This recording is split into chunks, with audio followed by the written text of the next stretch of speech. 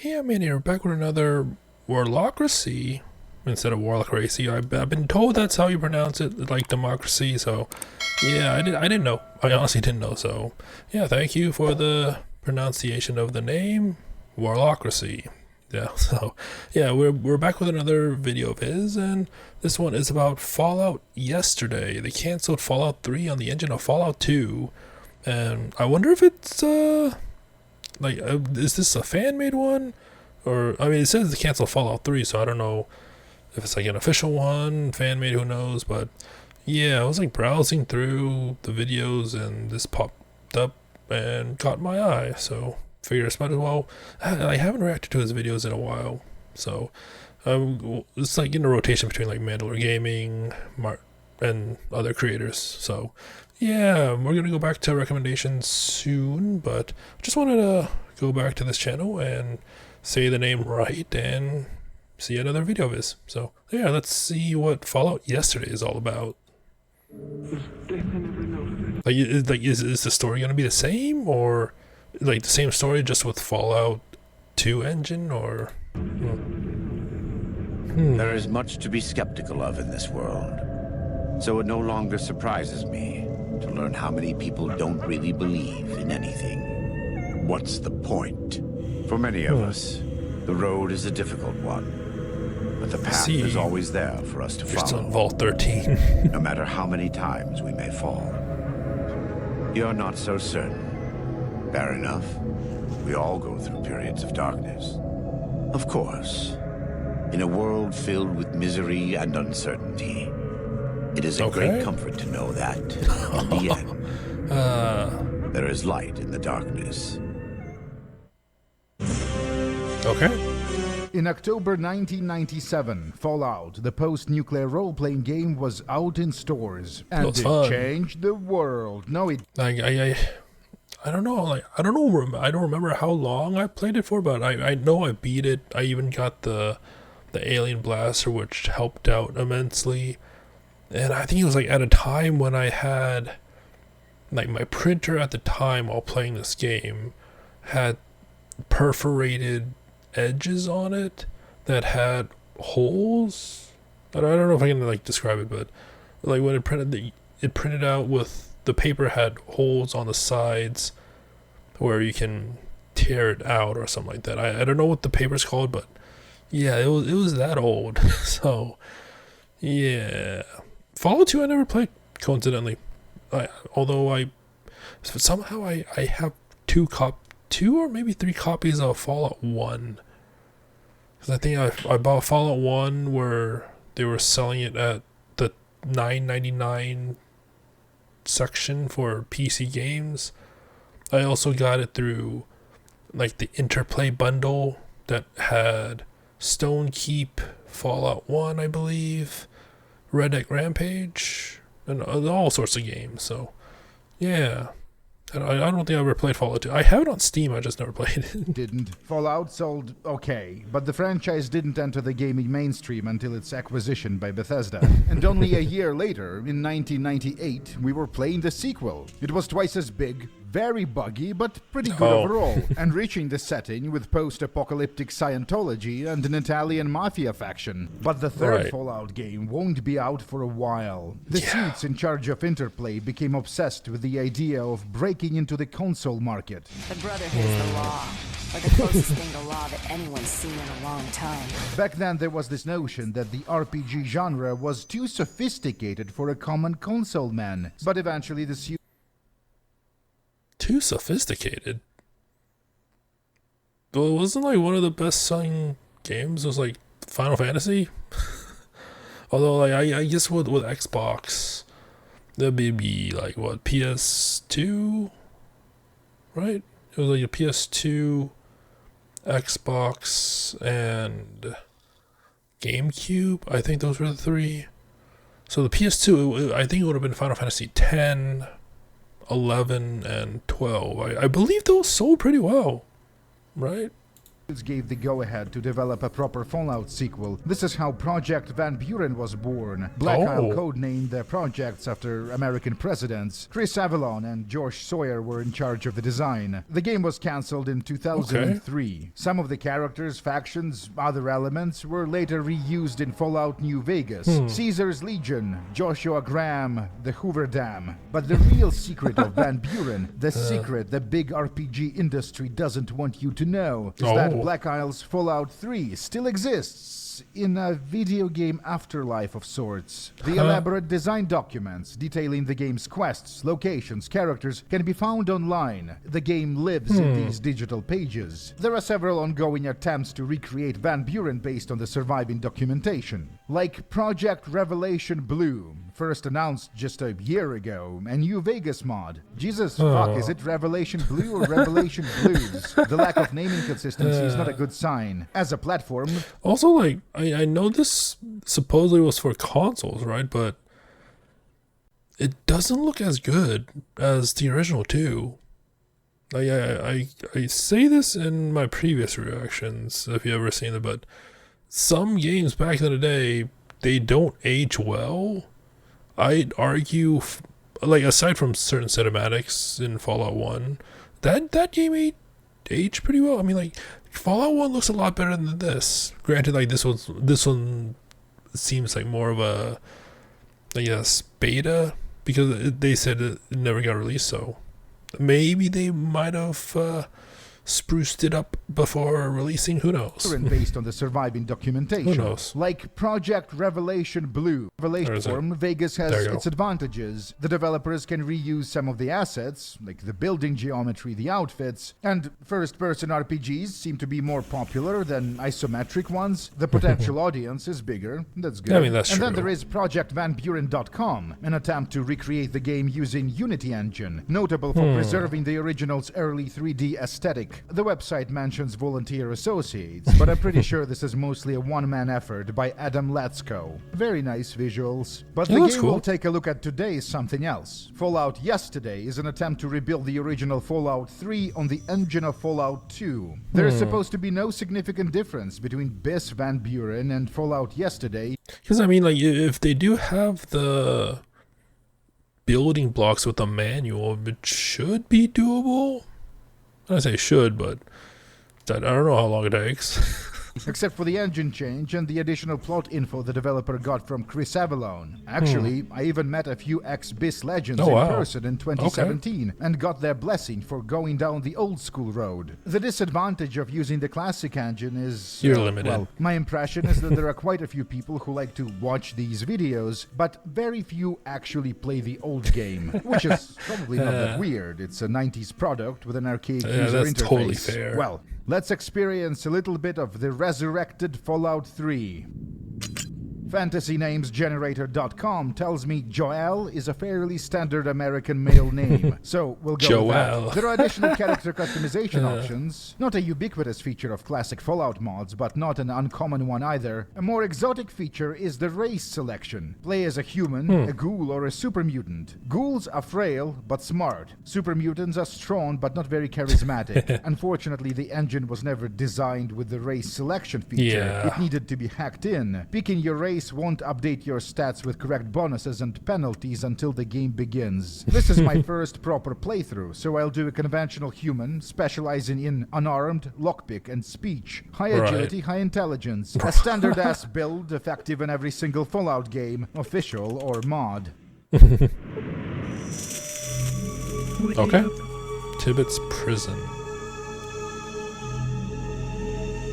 Welcome to Arizona. The year is 2253. We are doing time. The robot standing in the doorway of our cell looks like a less blocky version of a Securitron. This happens to be the facility director. Tibbet's Penitentiary is run by robots. We were kidnapped. Good morning, number 13. I hope you enjoyed our little welcoming movie. As a matter of fact, I did not. The game shows you an old American educational video about atomic physics that has pretty much nothing to do with the game's story, and it's like 5 or 6 minutes long. So, how did... I mean, I guess they had to use some stock footage, right? Because they couldn't make... I mean, I know, like, making your own is pretty time consuming, so I guess they went with the stock footage. Did I get here? Our warden, Lucyloose, arranged for your transfer. This is a place where you are shielded from the harms of the outside world, and a place where you can learn to become a better person. You can learn about respecting others, respecting your country, your government.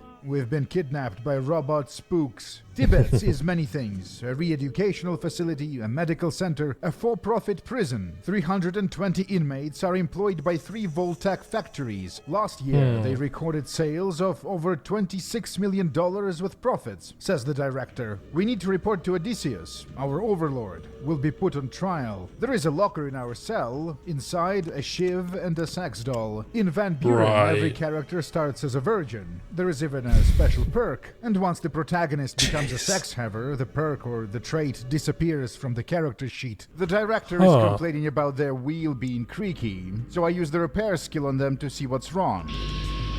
But this initiates combat because the game thinks my intention was to disassemble the robot. Reload. There are dozens of these traits, but the old UI can't fit all of them, so they are instead presented as perks. Most of these are silly min-max kind of traits that make you good at one thing and catastrophically bad at everything else. But some are interesting. Beast Lord. Reach within the mind of the easily bad at everything else. But some... NCR background. You were born and raised into the New California Republic. You can easily identify clues leading to hidden NCR caches and also get extra background info from the locals. However, not everyone likes the NCR. Some are interesting. Beast Lord. Reach within the mind of the easily swayed. Animals, politicians, and marketing personnel to control their very thoughts. Beast Lords only wear armor made from animals. But we'll pick the NCR background since I doubt the more extreme traits are implemented in the current build. Cell block 13. Is this why everyone is wearing a jumpsuit with the number 13? The robot cop tells us we are free to go anywhere in the facility. Yeah, that's a clever way to reuse the Vault 13 assets, right? Kind of. The central hub. The prison is huge. I'm not sure if this is your typical modder's megalomania or perhaps the designer is just trying to be authentic to the source material. Overcomplicated intro locations that overstay their welcome is a pathology of many Black Isle and early Obsidian games. The most extreme example of this is the space station in KOTOR 2. A young woman in the corner is watching the robots from the shadows. She introduces us to various groups and cliques inside the prison. The 3 main ones are the robots, the convicts, and the sheriff's people. The robots take great pride in what they do, she says. There is a real tradition to it. The sheriff and his men are helping. Let's explore around. This is the medical wing, one of them. The woman in white is a doctor and a nurse. She knows how to operate the autodoc. Talk to her if you are low on health. The gym. The punching bags are interactable, but I didn't notice any skill increases. I might be too good at punching. Look at this fucking bench. Assuming these are 20s and the smaller ones are 15s. 80 plus 80 plus 20 plus 30. That's 210 kilograms. We can ask this guy to spot us, but there doesn't seem to be any way to actually interact with the bench. Magic's twin stars. The guards inform us that Magic is a local trader, one of the few. His business model is that he buys stolen things and then resells them to other inmates for caps. We're not really qualified or interested in being a thief. Instead, how about we beat the shit out of these guys and take their stuff for free? That doesn't the alert guards like are easy, the robots? but Magic himself is tough. However, our character was pretty much made to dominate the early game threats. We get all their items, including a set of lockpicks. And in this locker, there is a what the fuck amount of bottle caps. This is just stupid. Imagine carrying thousands of caps in your pockets as you do your daily shopping. There are ghoul prisoners. And this here is a super mutant convict. He doesn't know anything about Master's army or whatever, he says. Worked on a farm all his life. The lockpicks are hugely important because despite appearances, the secure doors are protected with conventional locks, not electronic ones. Someone is producing alcohol in this little cave. Aldo's Klamath Special. I wonder where he gets the wood to fuel the still. Try fixing the exposed wires? Get electrocuted. The body behind the force field is a lobotomite, a human with a brain surgically removed. Previously, they appeared on a loading screen in Fallout 1, and then they were in a DLC for New Vegas. The robots don't do a great job maintaining the installation. Everything is covered in dirt and rust. The Ugh. train. The facility is bigger than I thought. The enclave floor decoration thing is too pompous for this place. So, is the train still working? The hospital. Apparently it's working. Apparently. Well, we traveled somewhere, a different Yeah. station.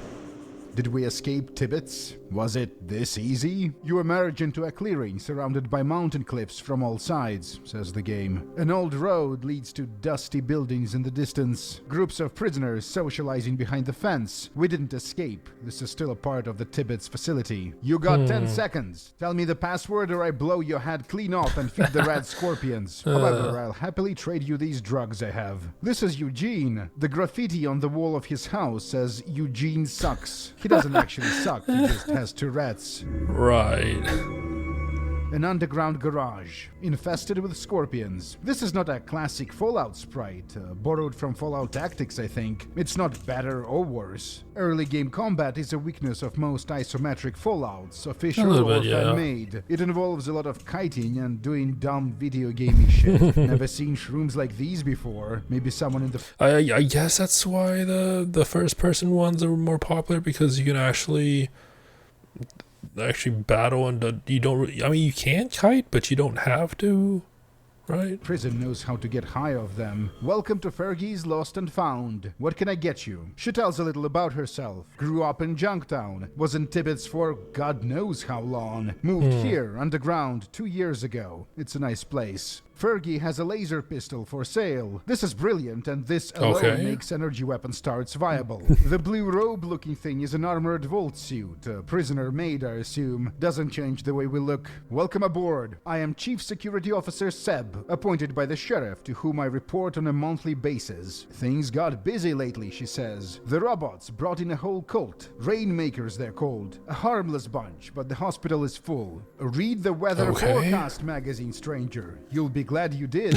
Not sure if this is related or not, but after I joined the Rainmakers as a joke, Joel's charisma score seems to have jumped by 2 points. Oh, A jeez. bug or a feature, I don't know. We are working on a cure for insanity, says this doctor. He needs volunteers. It's a side quest. I don't think this is implemented because I've never got a dialogue option with any of the other patients. Patients like this woman who complains that she had to prostitute her daughter to another prisoner in order to afford Right. food. But then as the conversation keeps going, I get the impression that the daughter was imaginary. The doctors have an interesting relationship with I this mean, place. They you- seem to the- prefer being in the locked up in context of where you Tibbets are. to being free. In fact, they want to help the robots run this place better. The scarecrow might have been fashioned in the likeness of Lynette, the first citizen of Bold City. Clearing a red scorpion nest is a rare side quest that is actually properly implemented. Use a shovel on the nest to bury it. Okay. The The trial. robot in the beginning of the game told us to report to Odysseus for interrogation. A small dark room. Video feeds of two old men talking are being looped on the monitors. The trial shall commence now. Tibbets prisoner 13. Do you admit the acts of terrorism against the government of the United States of America? The United States of what? Oh, come on. I like how you don't have like the option. They have schools in NCR, you know what that is. Do you admit conspiring with the Chinese Communist government in order to weaken and harm the defense perimeters set up by the Central Intelligence Agency? I'm innocent. The court is now in session. Judge Odysseus presiding. Please be seated. Calling the case of the people of the state of Arizona versus Joel. Are both sides ready? So we're being charged with the crime of driving a car belonging to the Central Intelligence Agency. Honestly, I haven't got the slightest idea what's going on in this scene. Odysseus invites and interrogates. So you do a FaceTime trial? I mean, during the pandemic, I feel like that was a thing, but I don't know when this one was made. Witnesses. All of them are also Odysseus, who has multiple personalities. I think Right. the developer intention is that this is supposed to be sort of like the trial sequence from Neverwinter 2, but the little dialogue box is the worst possible medium for theatrical scenes like this. Right. At least we gain a level. Remember the robot cop guarding the cell block? I kind of want to... It's like, just go to trial. Well, You finish a trial, well, you gain a level. Farm these for XP. Here's a little classic Fallout secret. Every robot can be disabled by destroying its sensor lenses, which is achieved by a single critical hit in the eyes. I fully intend to save scum this, but it wasn't even necessary. Oh?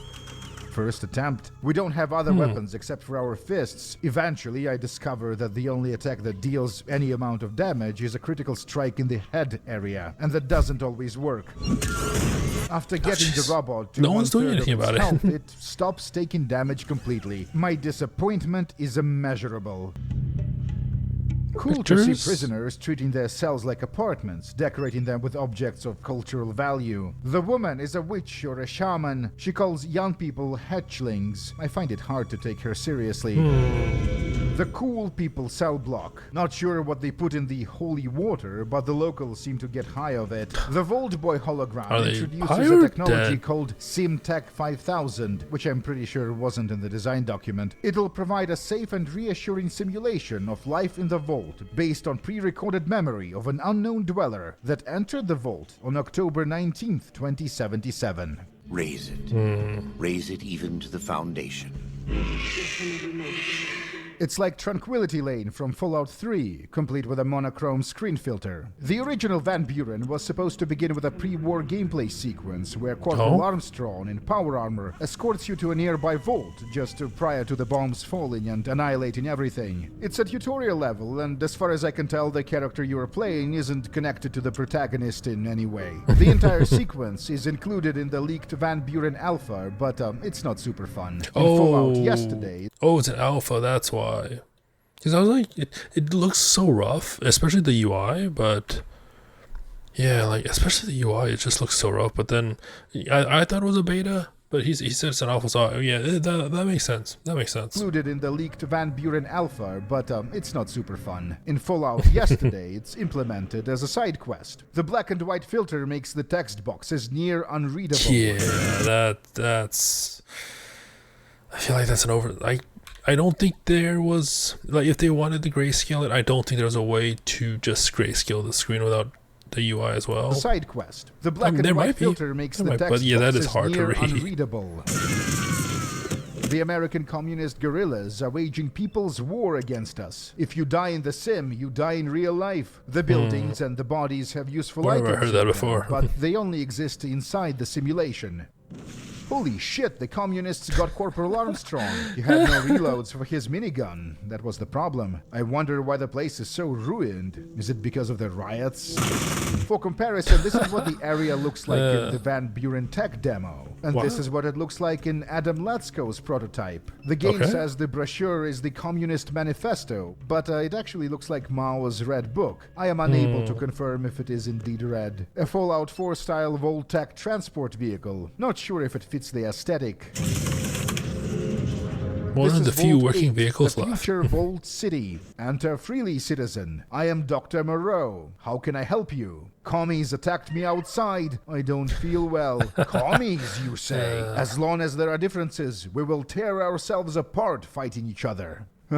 We did it, team. This took years, but we finally made Fallout 3 writing look good. Moreau will eventually get exiled from the... I mean, like, obviously he is summarizing it, so there's going to be bits and pieces left out, but I mean, I feel like it was kind of like a, not low, but not a high bar. Definitely not a high bar for 3. Vault, he will travel south to the hub. There, he will become Richard Gray, a physician and a philosopher. Together with Harold and some others, he'll go to Mariposa military base and accidentally fall into the vats. We know how this story ends. Yeah. The That is second kind of hard level to is a read. copy of the same map from Fallout 2 with a handful of things switched places. So this floor was used as a warehouse even before the war for some reason. Why are you doing this to me, game? The crates still have the spare water chips, and there is a suit of metal armor in the locker. Weird. Just terrible. Activating the jukebox Copy. ends the simulation. When they show you to just make it copy but make your own, but you actually just copy and paste word for word. The escape.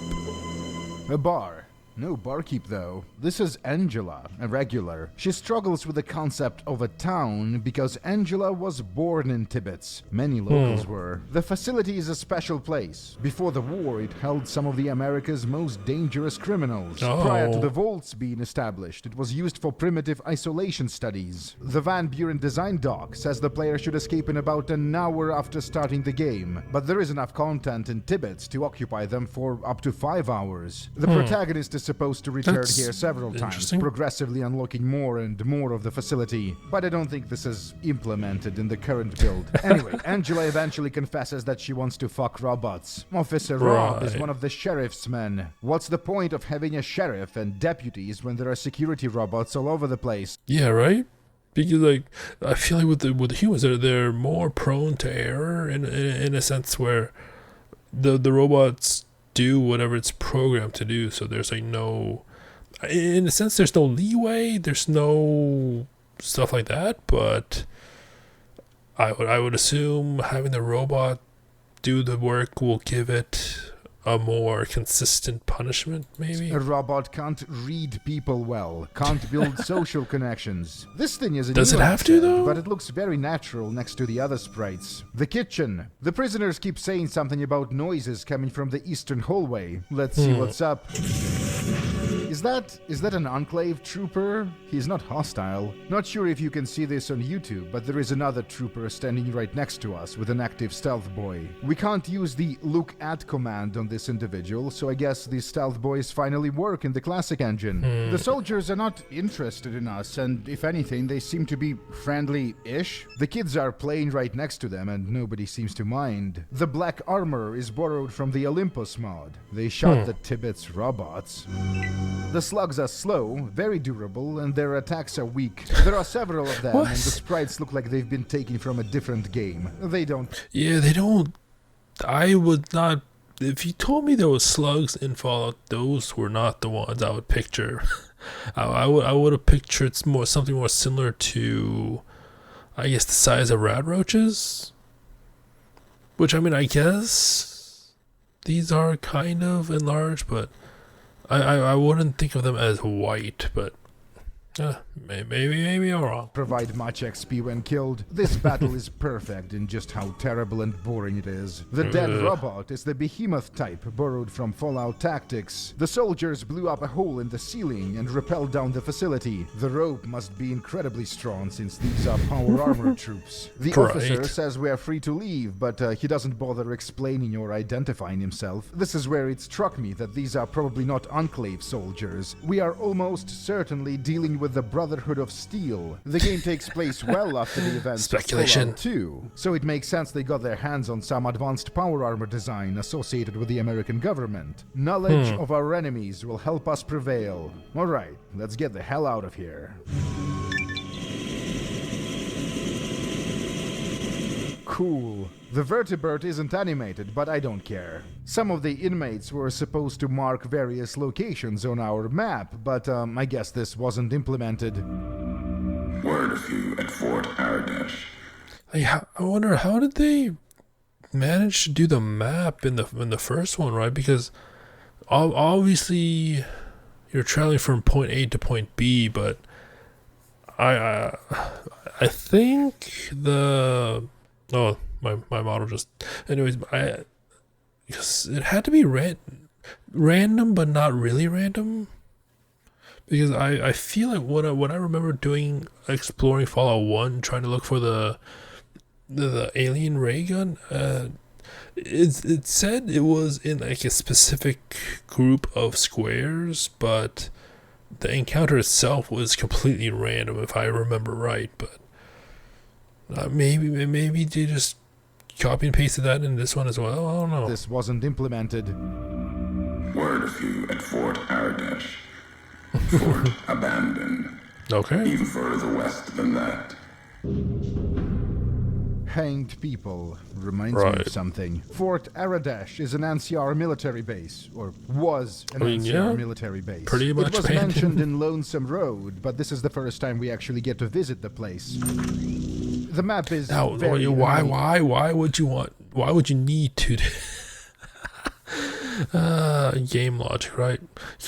I know you can't really do that in given the context of this engine and stuff like that, but just walk around, go over the barrels maybe, but you have to lockpick that. This is the first time we actually get to visit the place. The map is very annoying to navigate. In Adam Letzko's project, Fort Abandoned looks like this. I like his version a lot more. It looks a power decent. plant. I wonder if it's functioning. The layout was copied from the Gecko power plant from the second game, but things were moved around a bit. Inside one of the rooms, there is a dead tribal tied to a pipe. Someone tortured him to death. The reactor chamber is used as a safe room by a bunch of locals hiding from whatever killed the NCR troops outside. The talking head is borrowed from Fallout Sonora. NCR Rangers offered us protection, but they were overwhelmed by raiders. We locked ourselves inside until NCR sends help. Who is the dead guy tied to a pipe? He told us useful things. I got carried away with my knife. At least he revealed the raiders call themselves Caesar's Legion, and that their camp lies at the farm northwest of here. I hope our Brahmin are fine. They are. The reddish cows are the originals, and the light brown ones are borrowed from Fallout Tactics. To get to the farm, we need to go through this parking lot. No legionnaires here, just annoying as dogs.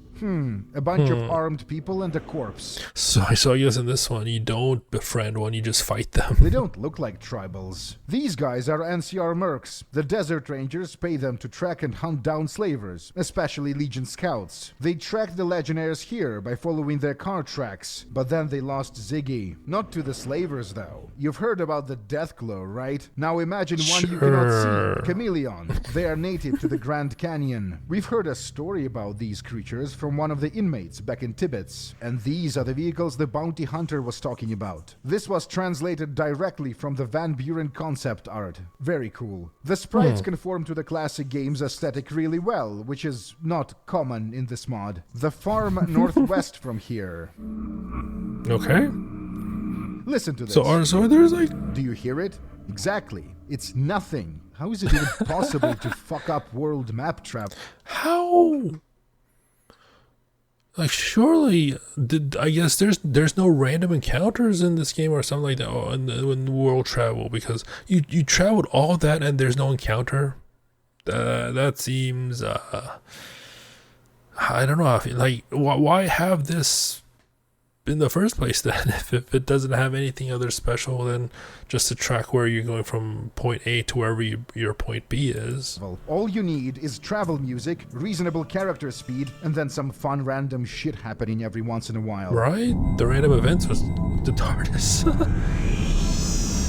The Doctor Who reference is a special encounter copy-pasted from Fallout 1. A group of nomads. The tribal child sprite is new to the mod. Red scorpion hunters fighting mantis hunters. An ancient war of ideology. You seem to find some people in the wrong place at the wrong time. You will come with us. Odysseus will never stop pursuing you or the others. Give us freedom or give us death. I will not ask again. Come. I don't know if this was...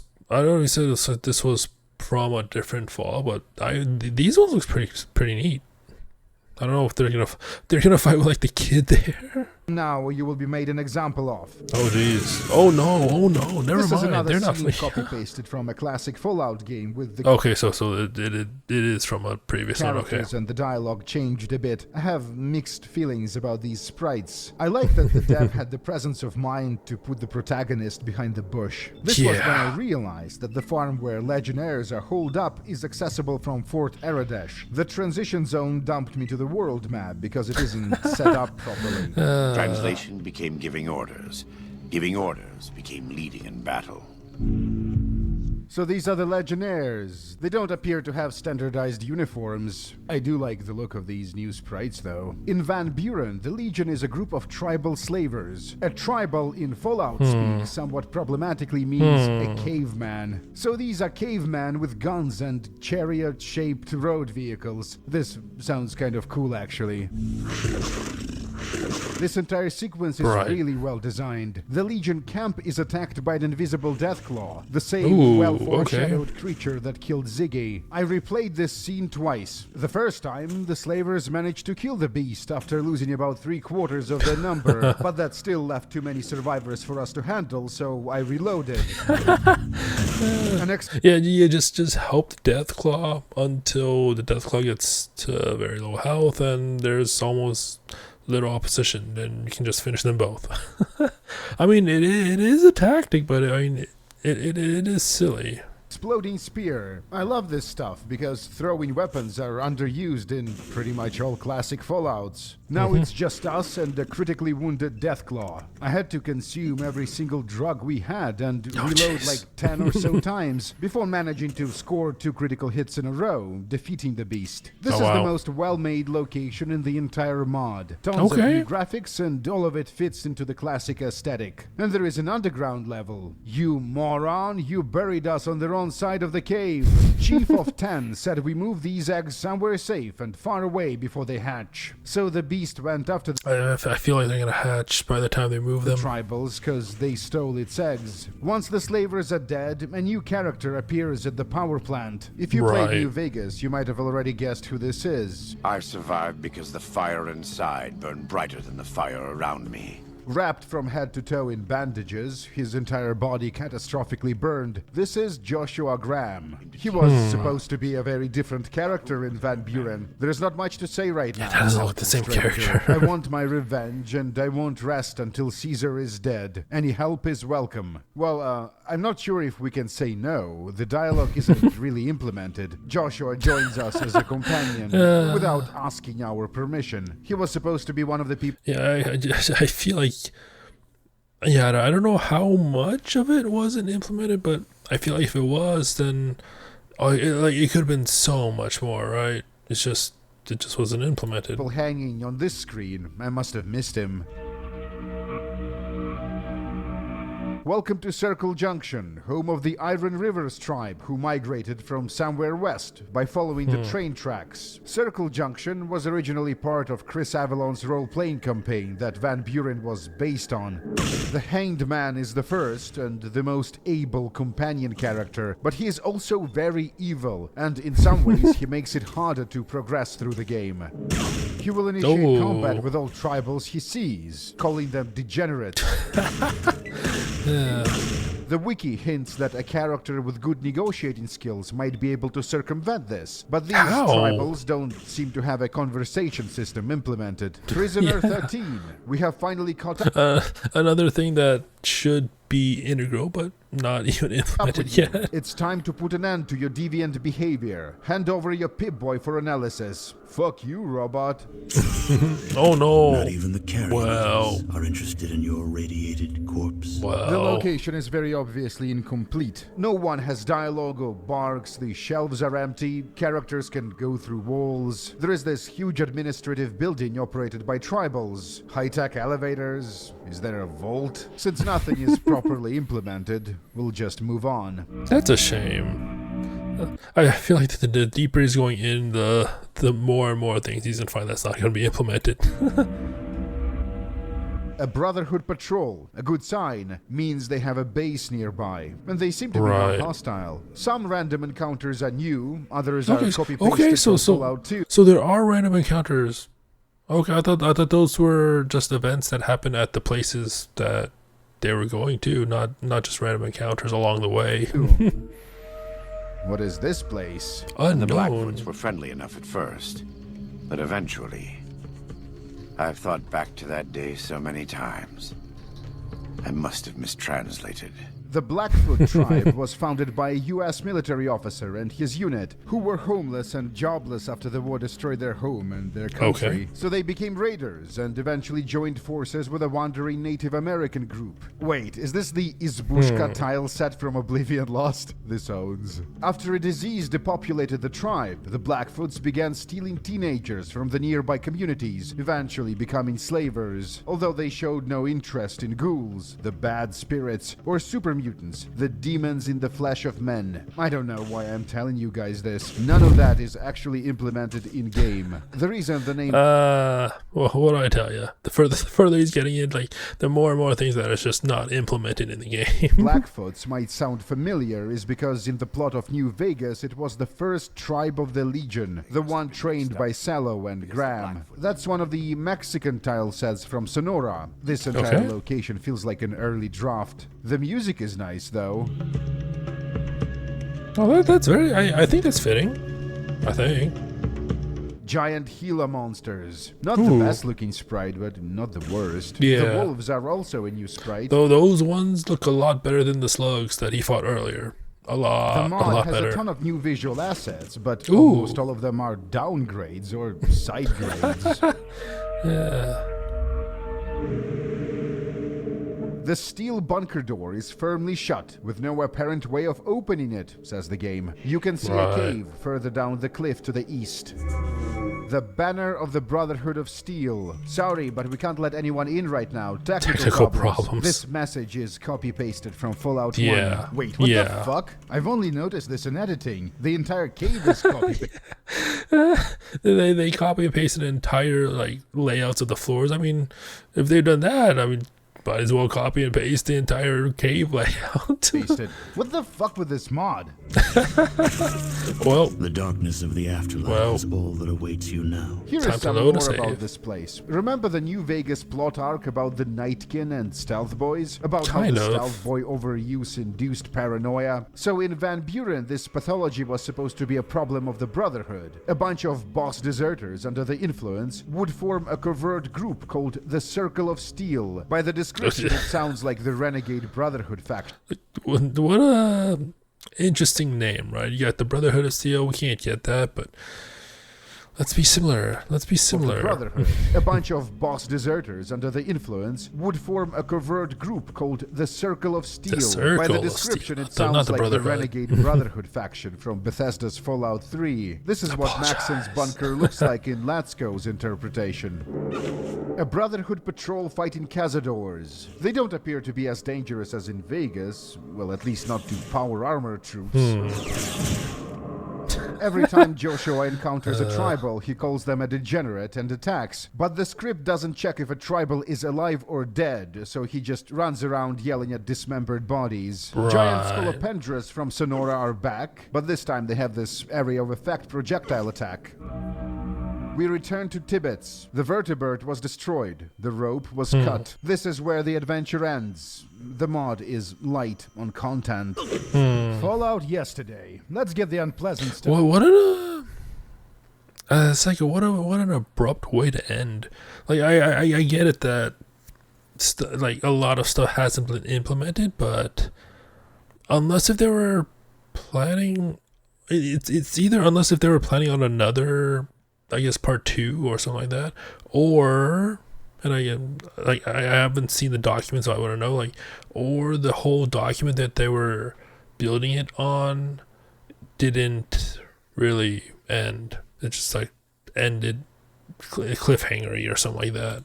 Out of the way. This mod has teenagers' first RPG Maker project kind of energy, but without the wholesomeness I remember of it all. mine. It tries to differentiate itself from other games in this engine by throwing seems a like- kitchen sink of sprites, concept art, screen effects, music tracks, and all this stuff is very inconsistent, both in terms of quality and art direction. What's up with the main menu art? It doesn't look like Fallout, looks more like Wolfenstein. Do we travel back in time to kill Hitler? If not, why do we need this? The game was in development for 9 years. There is not a whole lot of playable content. In the thread, the developer said the project is 40-50% finished, but That's based why. on this release, it feels more like 10% or less. Allow me to explain how these mods are actually made. If you worked for 1,000 hours making new sprites, locations, characters, and then for 1 hour writing scripts, this means you spent 1 hour working on a mod. Scripting is always the bottleneck. The 30-year-old Fallout boomers never bothered to cultivate a proper modding community. Fallout mod tools weren't designed to be used by fans. Creating content in this engine is not an art or a science. It's sorcery. Nobody really knows how to do this. There are very few skilled Fallout scripters, and there is barely any documentation. So yeah, there is a ton of new visual assets in yesterday, but the basic early game quests still don't work. But it's not all bad. Like, I wonder what they chose in terms of what to do immediately, and it'll be done later, and then it just never gets done. Imagine if BIS started working on this game in 1998, right after they shipped Fallout 2. That's the goal. And I'll be damned if it doesn't sort of work. At least when you're exploring the parts of the mod that are finished. We did get a fun adventure out of it, didn't we? An authentic... Also, if there's like a lot of stuff that's not implemented yet, why include that in the playable version? Why not just like if there's some stuff that hasn't been implemented, just lock that door? Maybe I don't know. I don't know what they decide, like how they decided things. So Black Isle game on the engine of Fallout 2 would be a great gift for us classic Fallout appreciators. Anyway, you guys know what's coming next. I just have to. Zion the tech may not be demo. lost to us after all. Van Buren was cancelled in 2003. The tech demo we're about to play was released or leaked in 2007. I'm not sure about the politics or... I mean, like how does that get leaked? It's like it reminds me of like the No Man's Sky leak, but that seems more plausible because that probably was like someone working at the retailer who got the copies early in preparation for the launch date. But yeah, how does like an internal build or an alpha or a beta of a game get leaked like that? Especially if it's only like if it hasn't been released yet, that's a wild thing to me. I mean, granted, it could be very obvious, but yeah, ethics of this. Unless it was like something from the inside. The tech demo is barely functional, and it obviously wasn't made for public use. Power armor would have looked a lot less stupid without the shoulder pads. They added a new dialogue skill called Deception. This is good and cool, since the speech skill was overburdened with too many checks. Throwing, first aid, repair, and gambling were removed. RIP gambling build. The panel on the bottom is visual customization. We'll play as a Cossack-looking dude with red skin and an afro.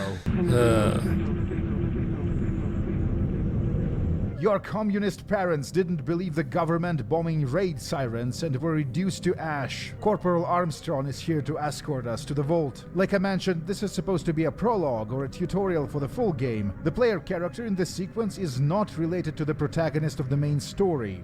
There are no shadows, everything looks very alpha-y, but I'd say this has potential. In terms of art direction, this looks better than Neverwinter 1, released a year prior. Love the colors. The look at command is now contextual. Most skills appear to function this way. Some animations are missing. The sounds are placeholders from the original game. Like Fallout Tactics, Van Buren was planned to feature both a real-time and a turn-based combat mode. We loot the body and put on the cool leather jacket the Insurgent was wearing. There is a separate slot for headwear, and the items are actually displayed on the character when we equip them. A common feature in modern games, but somewhat rare in old RPGs. Would that affect the NPC's dialogue, though, if they see you brandishing a weapon like that? I remember this location. It was somewhat authentically recreated in Fallout yesterday. This seedy-looking individual looks an awful lot like a communist. A burning highwayman. Super cool. The Vault. Our destination. With his mission being complete, Corporal Armstrong departs. There isn't a whole lot to this demo, but I dig the early 3D art style. This elevated Let's Go's project in my eyes. Pretty sure it's possible to get inside the vault, but the game kept crashing over and over, culminating in the blue screen of death, which I didn't know more. That sucks. I when he said it was crashing, I thought that you were sure, like it's an alpha or like an early build, it's gonna crash. I mean, modern games nowadays crash normally, so I was not expecting him getting blue screen. That's terrible. I hate it when that happens. Certain operating systems even had. This concludes our exploration That's of the wild. Van Buren medium. Which version do you guys like the most? We have Revelation Blue in the Vegas engine, the least authentic looking of the three. What's up with all that bloom? Makes it look like a mid-2000s game. Is this Oblivion with guns? Project Van Buren in Unity by Adam Latsko, who will have to dedicate his existence to working on the game because building all the systems and creating the visual assets is almost an impossible impossible task for a single individual. And then there is Fallout Yesterday in the classic engine, the game that was in development since 2013 with fuck all to show for it. But you know, I'm just saying, the design docs are out there. There is a proper Black Isle role-playing game existing on paper, begging to be made real. Honestly, I went into this with... I mean, they're like,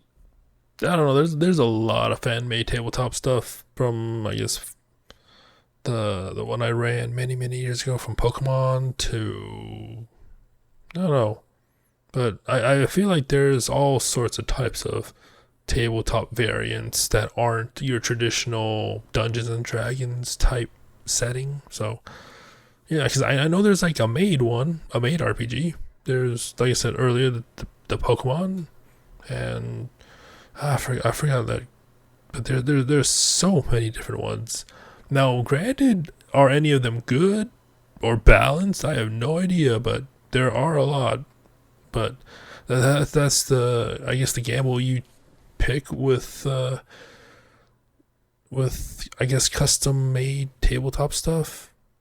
Just because if you get that one person that finds out that you can min-max a character and make it terribly broken, that's gonna be interesting.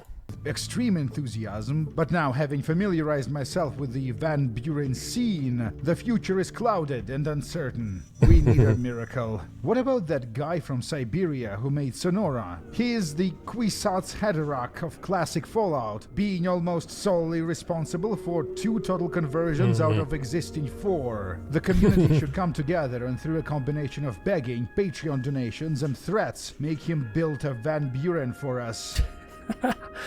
I thank you all for attending these proceedings, and I hope their significance is not lost. That was fascinating. So, I mean, it kind of canceled.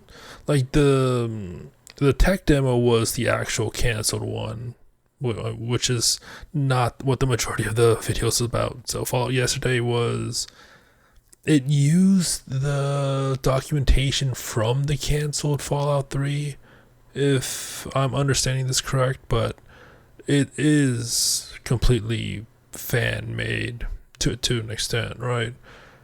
Like, obviously they didn't create, like, they copied and pasted a lot of stuff, and a lot of stuff wasn't implemented, but for the most part it's based off the official documentation, but the game itself was just, it's a fan's interpretation of it, I should say. So yeah, very interesting. Like, another interesting video from Warlockracy, saying that right.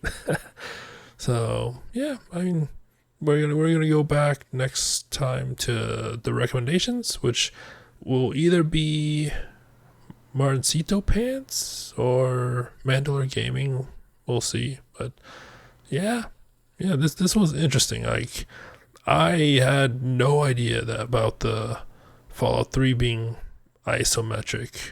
Then again, like, it's so weird because, like, I played Fallout back when I was a kid, but then the gap between that and Fallout 3, just because I haven't played 2 or Tactics, it's just, yeah, I didn't know what to expect. Oh, it's like first person Fallout. I mean, sign me up. But it was like played on a computer that could barely run it, so I don't think I really appreciated Fallout 3. I mean, despite how bad it is.